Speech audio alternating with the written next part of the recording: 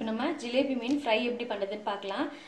1/2 kilo மீன் அளவுக்கு எடுத்து சின்ன சின்ன பீஸாக கட் பண்ணி வச்சுருக்கேன். இதுக்கு நம்ம ஒரு மசாலா ரெடி பண்ணிக்கலாம். ஃபஸ்ட்டு நம்ம இது மாதிரி ஒரு கிண்ணத்தில் 1 டேபிள் ஸ்பூன் இஞ்சி பூண்டு பேஸ்ட்டு,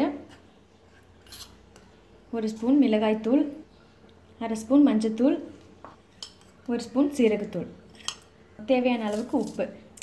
இதை கொஞ்சமாக தண்ணி கலந்து நம்ம ஒரு பேஸ்ட் மாதிரி ரெடி பண்ணிக்கலாம். கொஞ்சமாக தண்ணி சேர்த்து இதை பேஸ்ட் மாதிரி ஆக்கிக்கலாம். நல்லா பேஸ்ட் மாதிரி ஆக்கியாச்சு. இப்போ இதில் ஒரு 1/2 எலுமிச்சைப்பழம் புழிஞ்சு விட்டுடலாம்.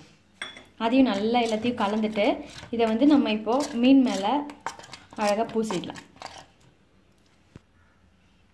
மசாலா ரெடி ஆயிடுச்சு. இப்போ இதில் மீன் போட்டு நல்லா கலந்து வச்சிடலாம்.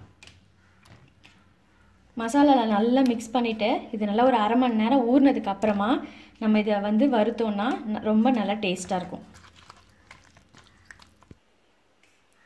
மசாலாவை மீனில் நல்லா கலந்தாச்சு. இது ஒரு நல்ல 1/2 மணி நேரம் ஊறட்டும்.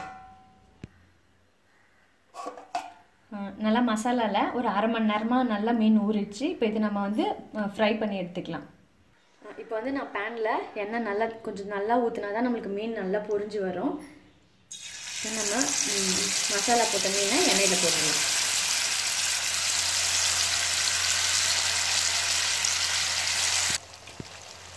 இப்போ நான் மீனை எண்ணெயில் போட்டாச்சு. 2 பக்கமும் நல்ல கோல்டன் ப்ரௌனாக வர அளவுக்கு நம்ம மீனை நல்லா ஃப்ரை பண்ணி எடுத்துக்கலாம்.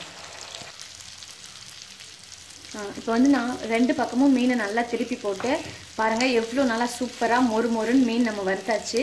நல்லா மீனை இந்த மாதிரி ப்ரெஸ் பண்ணி வச்சிங்கன்னா உங்களுக்கு சீக்கிரமாக மீன் வறுபட்டுரும். இப்போ நம்ம ஜிலேபி மீன் ஃப்ரை ரெடி ஆயிடுச்சு. இப்போ நான் கேஸ் ஆஃப் பண்ணுறேன். இதை ஒரு பிளேட்டில் நான் எடுத்து வச்சிடுறேன். இப்போ நம்ம ஜிலேபி ஃபிஷ் ஃப்ரை ரெடி ஆயிடுச்சு. சூப்பராக வந்திருக்கு நல்லா. இதேமாரி நீங்களும் ட்ரை பண்ணி பாருங்கள். இந்த மசாலா ரொம்ப நல்லாயிருக்கும் இந்த மீனுக்கு. கண்டிப்பாக நீங்கள் ட்ரை பண்ணி பார்த்துட்டு உங்கள் லைக்ஸ் அண்ட் கமெண்ட்ஸ் எங்களுக்கு அனுப்புங்க. மறக்காமல் நம்ம சேனலுக்கு சப்ஸ்கிரைப் பண்ணுங்கள்.